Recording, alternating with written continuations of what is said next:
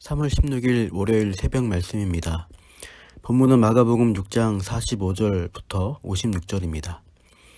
내니 두려워하지 말라는 제목으로 말씀을 나누겠습니다. 오늘 본문에는 아주 유명한 사건이 나옵니다. 바로 예수님이 물 위로 걸어가셔서 풍랑으로부터 제자들을 구해주셨다는 놀라운 기적의 사건이죠. 이 본문에 대해 인생의 풍랑을 만난 성도에게 예수님께서 놀라운 기적으로 문제들을 해결해 주시고 인생의 선장 되어 주셔서 평안하게 인도해 주신다고 적용하기 쉽습니다. 그러나 이 본문을 통해 단순히 예수님을 인생 문제 해결자만으로 보는 것은 너무나 인간 중심적인 접근입니다. 우리는 오늘 본문을 더 심층적으로 볼 필요가 있습니다. 제자들이 당한 문제가 근본적으로 무엇이었는지와 또 예수님께서 제자들에게 보여주시고자 하신 교훈과 뜻이 무엇인지 살펴보겠습니다. 우선 본문을 살펴보시면 예수님과 제자들이 대조적으로 묘사되고 있는 것을 볼 수 있습니다. 47절 저물매 배는 바다 가운데 있고 예수께서는 홀로 무태에 계시다가, 제자들이 타고 있는 배는 바다 한가운데 있는데 반해 예수님은 육지에 머물고 계십니다. 현장의 상황도 상반되고 있습니다. 제자들은 풍랑을 맞아 요동치며 두려움 가운데 있는 반면 예수님은 46절 참고하시면 홀로 기도하시며 하나님 아버지와의 교제 가운데 온전한 평안함을 누리고 계신 것으로 보입니다. 우리도 예수님이 누리셨던 평안을 추구해야 하지만 인생의 여정이 그렇게 쉽지 않습니다.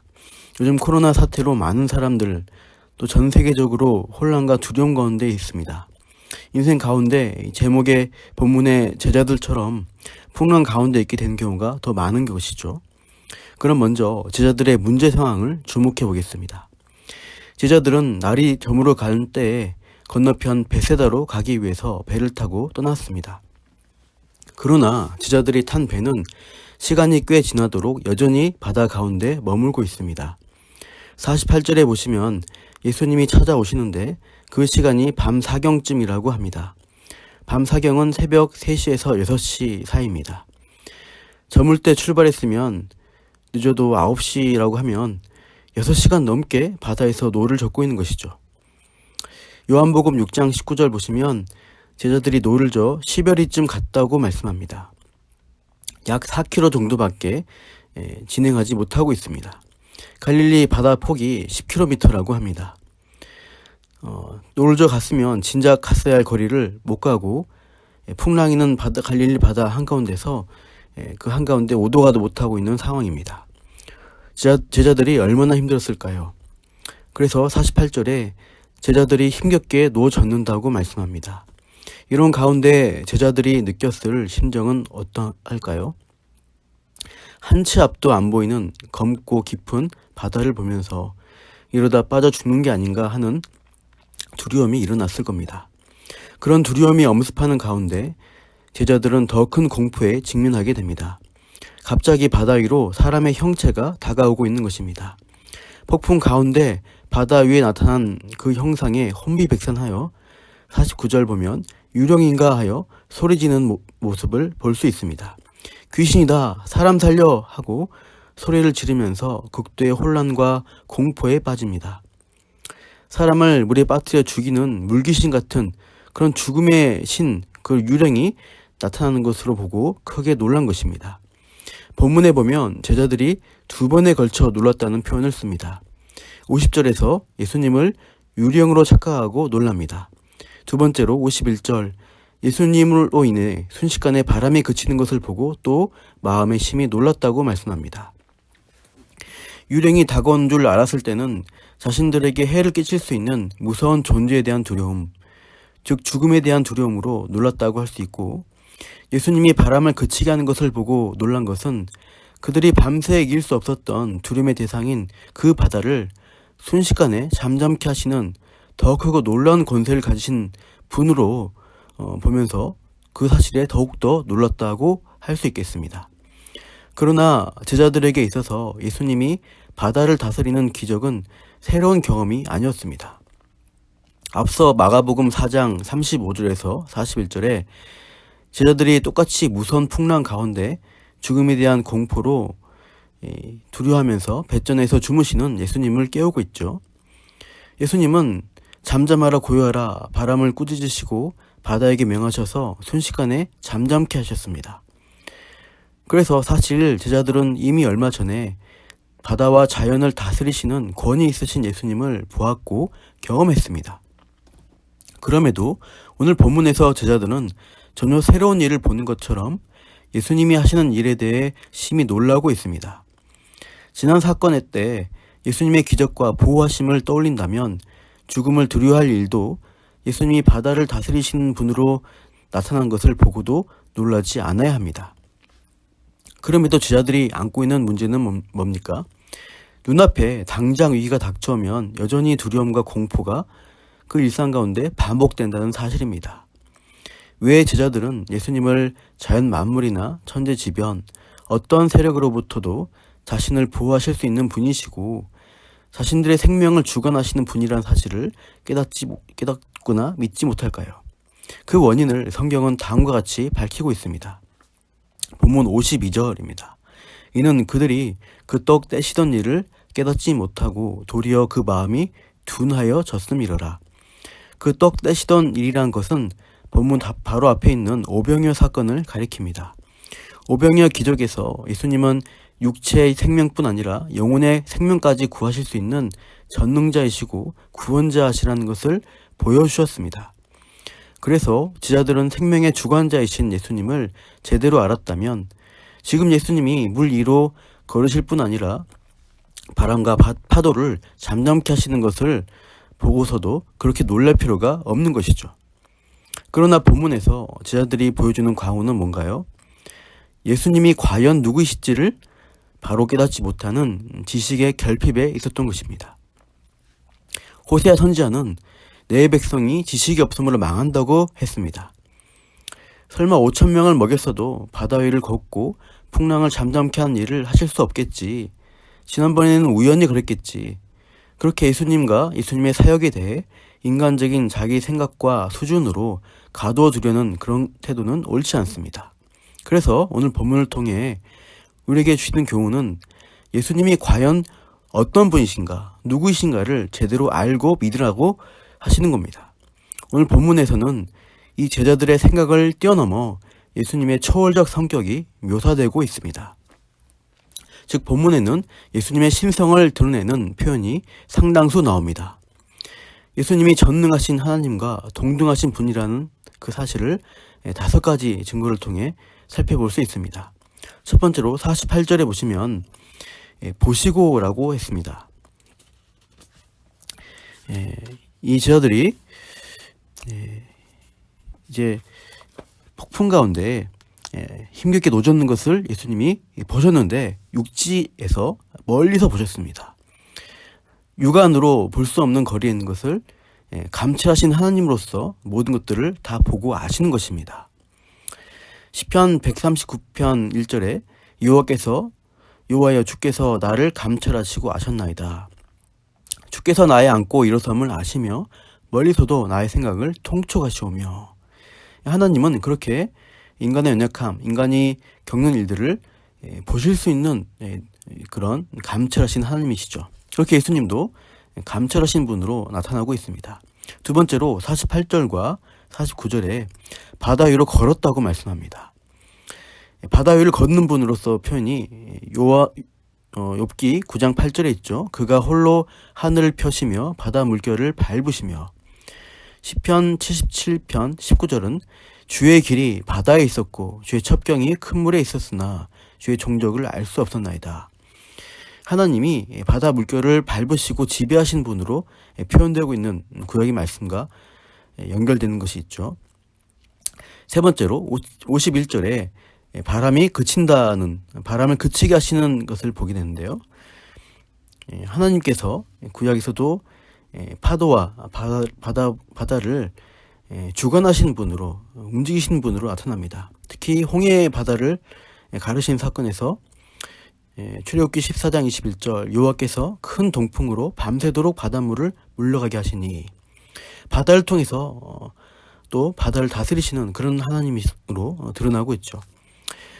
또 네 번째로 50절에 보시면 예수님이 배에 가까이 오셔서 이렇게 말씀하십니다. 안심하라, 내니 두려워하지 말라. 내니 두려워하지 말라라고 말씀하시는데, 이 내니라는 표현은 나는 나라는 표현입니다. 히브리어로 에고에미 하는 것이고, 출애굽기에 있는 나는 스스로 있는 자와 같은 표현입니다. 그래서 예수님이 구약에 출애굽기에 나타나셨던 여호와이신 그런 하나님과 동등한 분이심을 예수님은 나는 나다라고 말씀하시고 있습니다. 비슷한 구절이 요한복음 18장에 예수님이 겟세마네 동산에서 잡혀가실 때 예수님을 잡으러 온 대제사장의 병졸들, 하속들이 있습니다.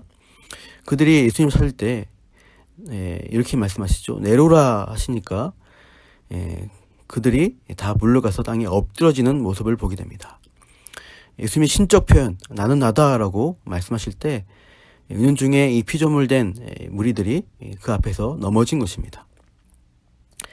이러한 전능하신 구약에 있는 하나님과 동등한 분으로 표현되고 있고, 다섯 번째로 보시면 48절에 바다 위로 걸어서 그들에게 오사 지나가려고 하시매 라고 되어 있는 구절을 보십시오. 갑자기 지나가려고 하셨다, 이 표현은 출애굽기 33장 19절을 연상케 합니다. 여호와께서 가라사대 내가 나의 모든 선한 형상을 내 앞으로 지나게 하고 여호와의 이름을 내 앞에 반팔이라.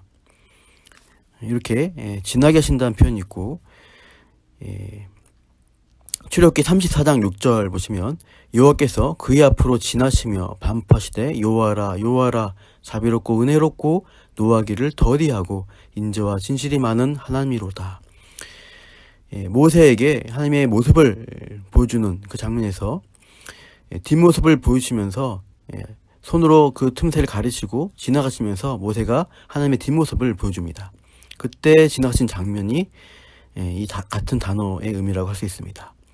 그래서 예수님이 그렇게 출애굽기에 나타났던 전능하신 모세 앞에 보이셨던 동등한 하나님이셨던 것들을, 그 예수님이신 것을 알려주는 내용이 참 많이 있습니다. 감찰하신 하나님, 바다와 바람, 자연 만물을 다스리는 분으로 모세에게 계시하신 스스로 계신 분이라는 그 성호를 자신의 말과 행동을 통해 계시해 주시는 것이죠. 본문에서 예수님은 계속해서 자신의 신성을 나타내시는 겁니다. 제자들은 예수님이 초월적 존재라는 사실을 깨달아야 했으나 아직은 깨닫지 못하고 있습니다. 오병이어 때도 그렇고 본문에서도 그렇습니다. 제자들이 예수님이 하시는 일의 의미를 깨닫지 못하게 된 원인에 대해 아까 언급한 대로 52절 도리어 그 마음이 둔하여졌음이로라. 마음이 둔하여진 그 이유가 무엇일까요? 그 단서가 앞에 45절에서 찾아볼 수 있습니다. 예수께서 즉시 제자들을 재촉하사 자기가 무리를 보내는 동안에 배 타고 앞서 건너편 벳세다로 가게 하시고, 제자들을 재촉해야 했던 이유가 있으셨던 겁니다. 무리보다 앞서서 보내시면서 제자들을 무리와 떨어뜨리려고 하는 그 인상을 주십니다. 왜냐하면 제자들이 무리의 영향을 받을까봐 그러신 것이죠. 오병이의 기적을 통해 배불리 먹은 무리들은 어떤 행동을 했습니까? 요한복음 6장을 참고하시면 그들은 음식을 먹고 배가 불렀기 때문에 예수님을 임금으로 삼고자 했습니다. 육신의 배부름을 해결할 수 있는 이 세상적, 현실적 왕을 찾는 것이죠. 요한복음 6장 14절, 15절 제가 읽어드리겠습니다.